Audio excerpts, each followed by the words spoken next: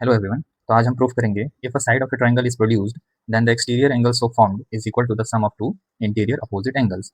यदि किसी त्रिभुज के एक भुजा को बढ़ाया जाए तो बनने वाला बाह्य कोण दो आंतरिक सम्मुख कोणों के योग के बराबर होता है। तो जैसा कि आप यहाँ पर देख रहे हैं कि ABC जो है वो एक ट्रायंगल है। तो आपको एक चीज़ पता होगा कि एक ट्रायंगल के आंतरिक जो कोण होते हैं यानी इंटीरियर एंगल का जो सम होता है वो 180 डिग्री होता है।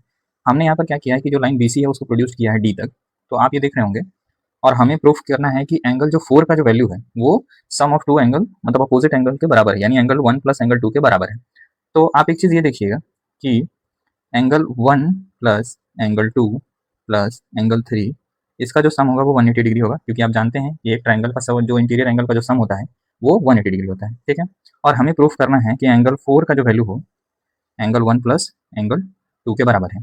ठीक है। तो हम यहाँ पर एक चीज़ करते हैं। आप ये देखिए कि जो लाइन BD है वो एक स्ट्रेट लाइन है। ठीक है।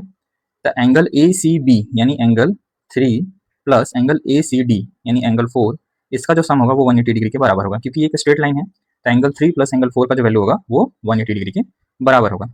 आप यहाँ से एक चीज़ देखिए कि एंगल 3 की जगह पे हम लोग क्या लिख सकते हैं। ठीक है। तो आप एक चीज़ देखेंगे कि 180 डिग्री एंगल 4 को जब हम उधर लेके जाएंगे तो एंगल यहाँ माइनस हो जाएगा। ठीक है।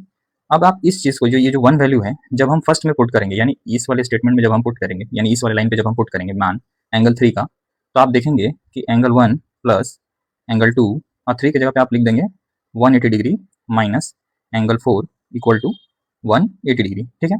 आप एक चीज़ देखिए कि 180 डिग्री दोनों साइड कॉमन है तो ये कट जाएगा। ठीक है।